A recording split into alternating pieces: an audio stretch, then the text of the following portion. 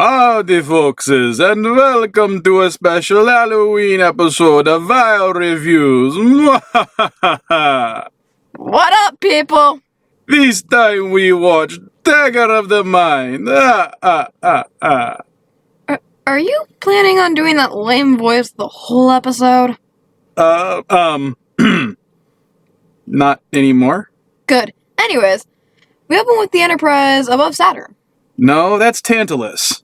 And I actually like it. The remastered team added rings to it instead of the old boring brown stock planet. They must have liked it, so they put a ring on it. I hate that you do the editing. Maybe you should learn. It could come in handy soon. Woo! Foreshadowing! Anyway, the Enterprise is beaming down stuff to the planet's penal colony. The Enterprise reduced to drug running. Such a shame. They beam a box. Inside the box is a creepy old guy. I'm guessing he's the villain of the week. How the hell did he even manage to hide? What was the box made out of? Plot armor? Does the Enterprise not scan everything for contaminants or life forms before beaming it on board willy-nilly? And shouldn't the transporter operator be like, well, that's weird. The transporter has a human pattern in the buffer. I wonder how that got there. Oh, better cancel the transport or call security. But no. Dad, calm down. Look, I know this is still just the beginning of the series. Only 9 episodes in. But it just does not make any sense with the transporter mechanics in the show's canon after this episode. Maybe canon has always been played with loosely on the show in order to tell compelling stories that use sci-fi, backgrounds, and tropes to actively challenge the human thought and moral attitudes, and continuity comes in second. Shut up. Anyway, on the bridge, they get a call from the colony informing them of the stowaway. They order the alert and quickly set the crew to find him, but he manages to steal a phaser and makes it all the way from Deck 14 to the bridge. For those that don't think about it, that means he made it from somewhere around here to the bridge without security being able to stop him or getting to the bridge or even locking down the turbo lifts. They need to get him to the bridge so he could ask Kirk for asylum. I don't think sneaking aboard and breaking the law is how you should go asking for asylum. Actually, that is one of the few things they got right about this whole thing. And now I know. And knowing is half the battle. G.I. Joe! Where were we? Crazy guy holding a phaser and asking for asylum, which Spock takes him down with another nerve pinch takedown. Go Spock! In sickbay, McCoy is taking care of the crazy guy, who eventually tells him that his name is Simon Van Gelder, and he was the former director of the Tantalus colony. I don't know why, but I'm getting a Jekyll and Hyde feeling. That Van Gelder is almost split in two, one scared and the other violent. Or he's just crazy for plot purposes.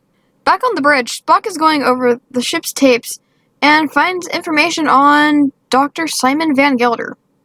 And he confirms he was assigned to the colony and not committed there. Kirk decides to hail the colony to get confirmation of this, but Dr. Adams preempts Kirk, asking if Dr. Van Gelder is all right, and admitting that Van Gelder was not a patient, but originally worked there before an accident made him crazy. McCoy is not convinced, thanks Spock, though he cannot explain why.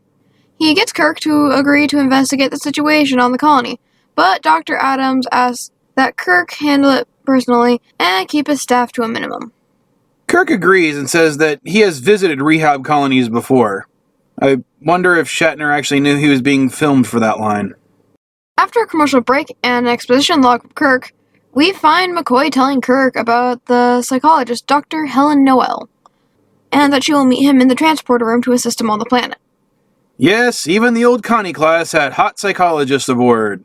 Seems that Troy was not the first. She was just the first one they allowed on the bridge. Apparently they have a history. Kirk did something at the last Science Lab Christmas party involving her. Maybe Kirk had a little too much eggnog and tried to fill her stocking? They met at the Christmas party, and her name is Dr. Helen Noel. Maybe Christmas came early that year. Anyway, Kirk and Dr. Noel beam down and enter an elevator which goes down to the colony. Elevator go down the hall. They do the standard doctor's meeting joke, and Dr. Adams tells Kirk that he can keep his phaser, as he must feel naked without it. Apparently, the good doctor didn't hear about last episode. They talk about one of the patients who turned into a worker at the colony. Miss, not really important, who underwent shifting of her memory patterns to erase the memories associated with the reason she was committed. What in the name of total recall is going on? Basic shifting of memory patterns is commonplace in the Federation as psychotherapy? Sheesh. Get over it, Dad. Fine. Dr. Adams gives them a tour and shows them the neuralizer, a quote-unquote failed experiment. Back in sick bay, Spock is talking to Van Gelder, who says that what made him like this was something called the neuralizer. The same thing that Adams is showing Kirk. Kirk talks to the neuralizer's operator about how it works. Adams tells Kirk that it was this device that made Van Gelder go crazy. When they leave, the operator uses it to make the patient in the machine forget all that he has heard under penalty of pain.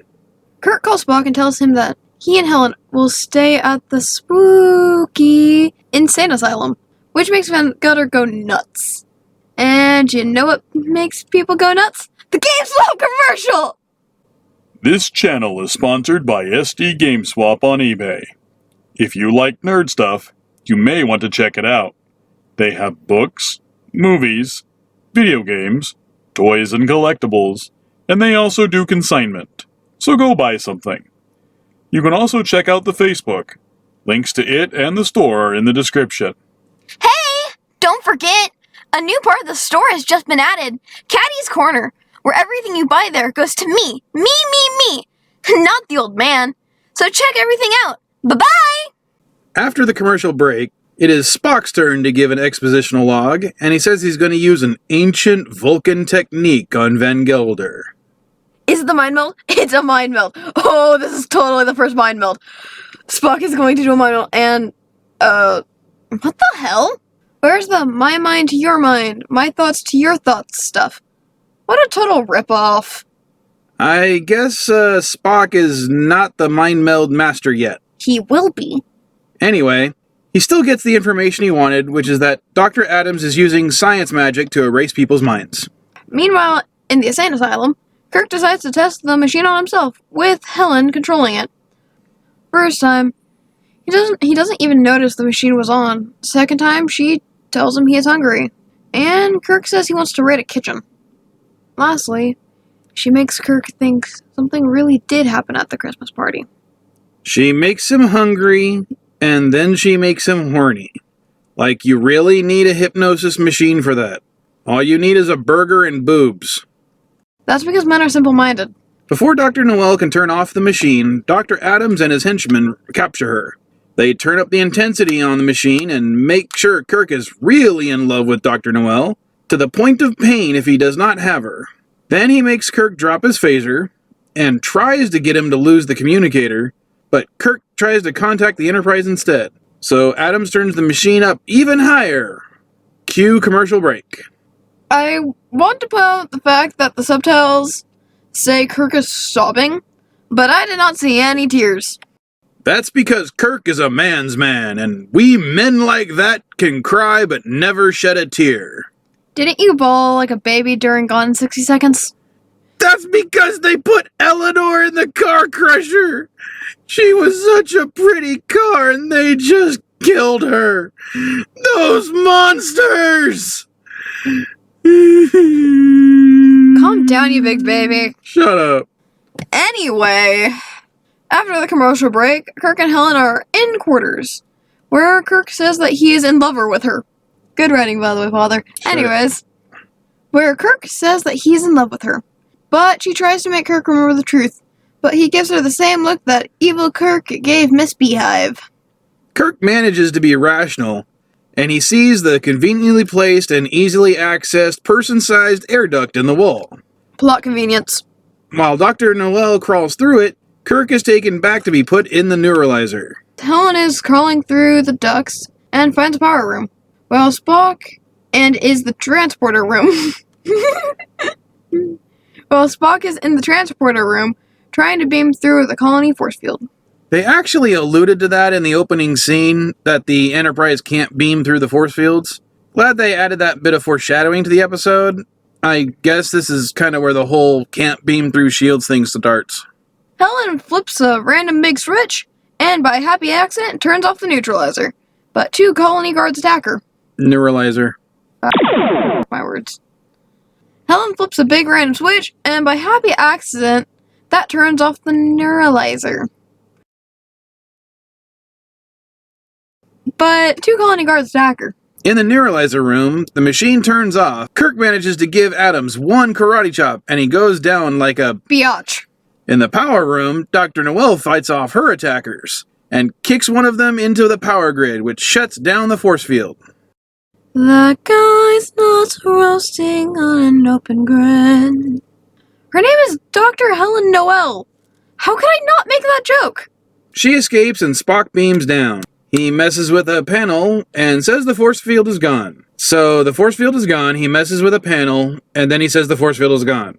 Maybe Spock should not have mind melded with an insane guy. After Kirk escaped, Dr. Adams was left in the machine on the highest setting with no one to talk to him. Dr. Noel and Kirk meet back up, and Kirk kisses her and calls her darling. And Spock, with some Vulcan good timing, sees the kiss, and, well, you gotta love his expression. They all decide to check on Dr. Adams, but McCoy says he's dead. Killed by being in the machine too long with no one guiding him and his mind totally erased. Back on the ship, Spock tells Kirk that Van Gelder is back in charge and has dismantled the neuralizer. Kirk and McCoy have a moment, and Kirk gives a look that maybe he's still in love with Dr. Noel. He seems to be okay. I wonder if that thing he said in the naked time is what saved him. You know, that his first love is really the Enterprise. So, Katty, what did you think of the episode? Now all I can imagine is Kirk trying to marry the Enterprise. Wedding red alert instead of wedding bells? Yup.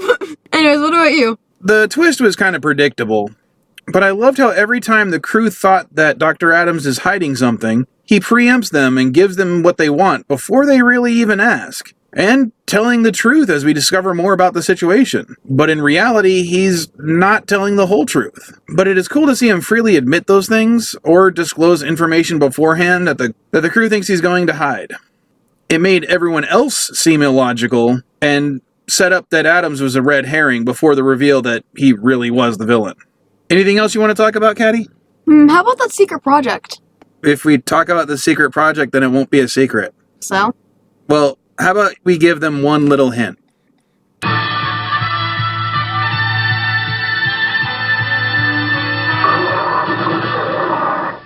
Alright, that's it, folkses. I'll catch you later.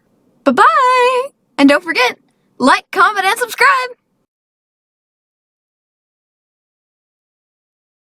You're gonna have to say that line again, because you still were like, back on the ship, Spock tells Van Gelder. I mean, you're a human being, not a robot. I'm a robot being. What are little girls made of? I just now realize I can't pronounce obfuscate. Whatever.